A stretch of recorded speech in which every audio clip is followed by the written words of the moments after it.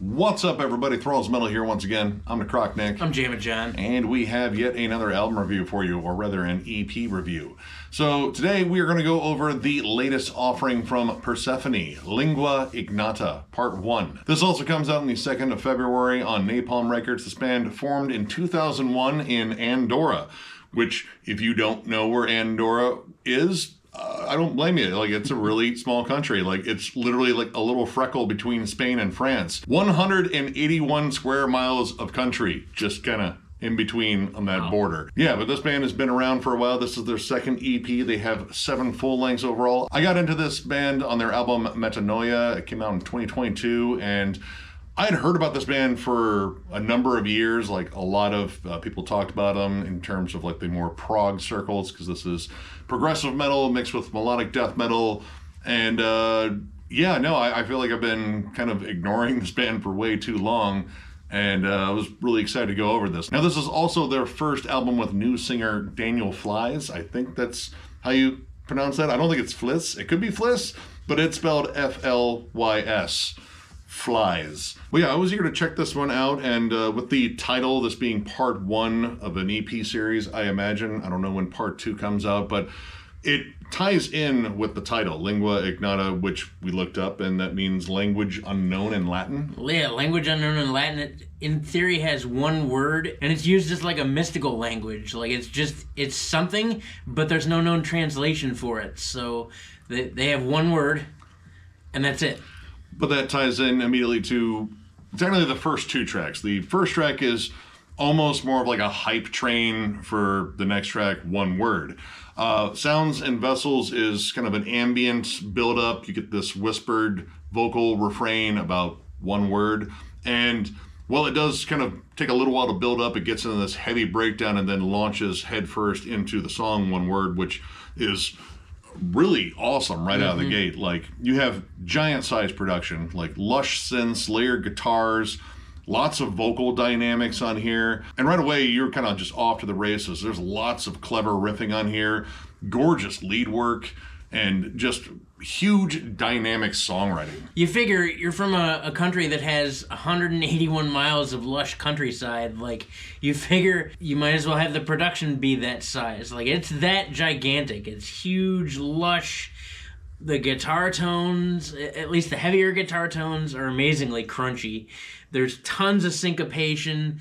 Everything is layered to the nines. Like, there's always something going on with synth, but it doesn't necessarily sit in the front of the mix either. Yeah, I'm reasonably sure when this band plays their home country, literally everyone in the country's limits can hear them. Now, this band really does a good job of balancing out, like, fierce melodic death metal riffing and just like progressive like writing. And that is very apparent on later tracks like The Equable and the title track.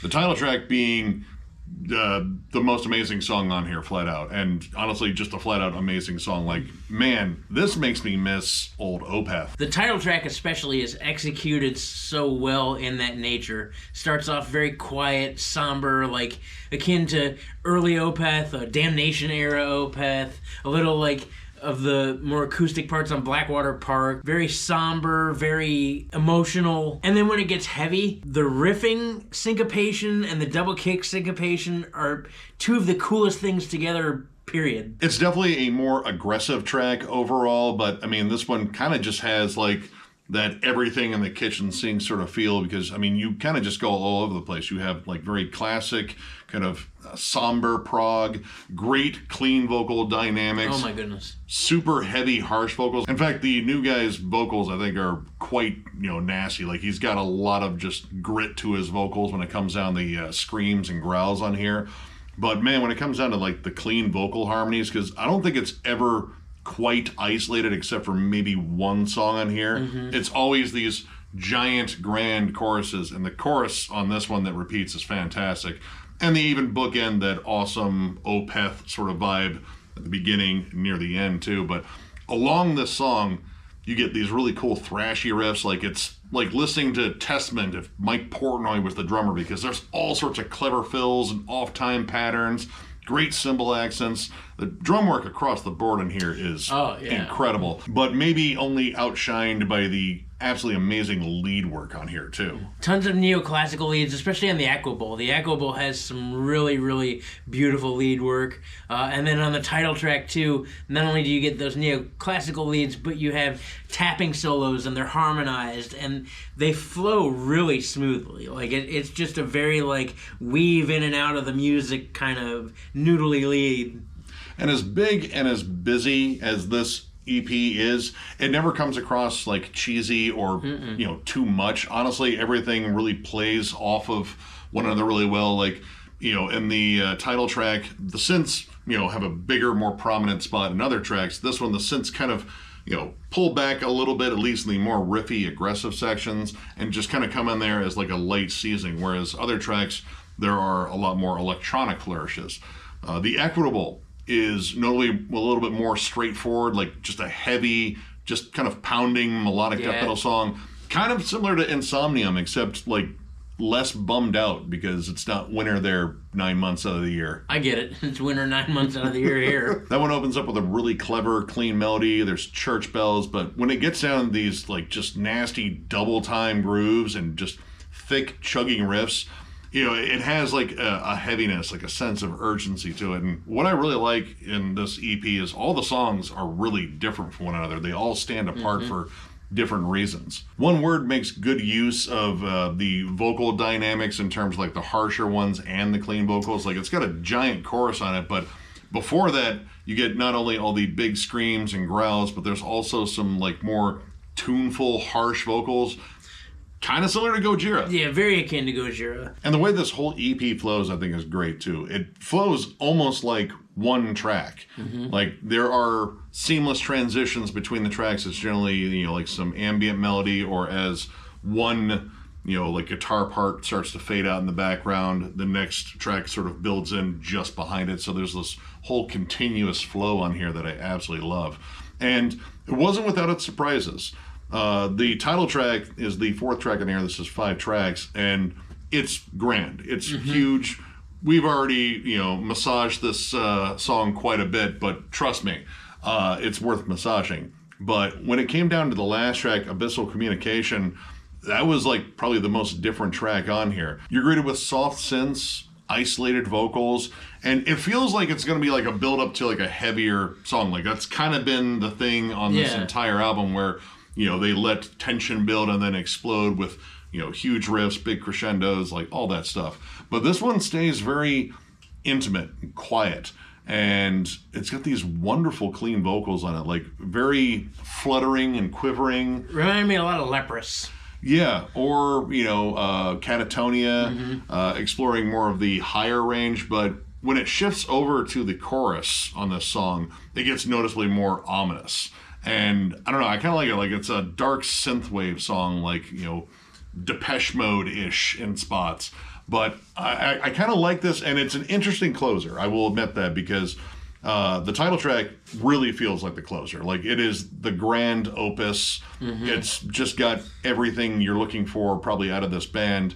And if you're just a casual prog listener, like this one kind of screams like, yeah, this is the big closer. Even the way it fades out on a chorus refrain, it feels like they would get the crowd to sing it back to them. And oh yeah, big shared moment. I bet. But this more intimate song, it makes me think like maybe this is like the start of part 2, or like this is the segue track into part 2 for this, because I mean part 2's got to be coming. If that's the case, I'll allow it, because I agree in the sense that the title track is such a big, massive, epic song that would have been the good way to close the EP. But yeah, if the last track, Abyssal Communication, is the segue into part 2, then it makes sense. Yeah, it doesn't necessarily like scream big at closer. In fact, it screams, again, intimate, personal moment, and it is a little bit more dark and dreary than I would say the rest of it, because a lot of their sound is very vibrant and very bright. Like it definitely has its heavier moments. They're a little bit more intense. Like there's a lot of syncopated, heavy breakdowns on here.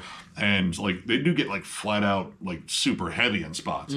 But the overall vibe is, kind of triumphant, but still like, again, like all over the place in terms of like just going through different emotions. And this closer, again, it closes on kind of a somber note.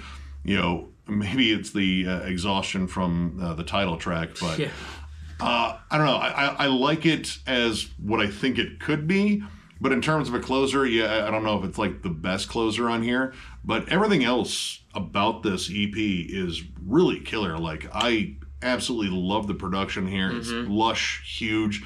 The songs are loaded with energy, and it's showboaty, but in a cool way. Like, you're mostly being dazzled by great songwriting rather than like, look what I can do in this scale and all these, noodles I've concocted. Check out this 20-minute drum solo. Isn't that cool?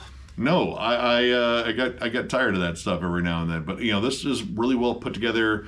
Very much in the vein of bands like Disillusion, Mors Principium Est, except more proggy, and honestly, Nea Obliviscaris. Yep. Very similar in terms of the songwriting, maybe not nearly as long on the songs, but I know this band has written long songs before. So overall, I'm going to give this 4 stars. I really enjoyed this, and I am a relatively new fan of this band. I only got into them back in like 2022, but I really like what I have heard so far, and I think the new vocalist is a good fit.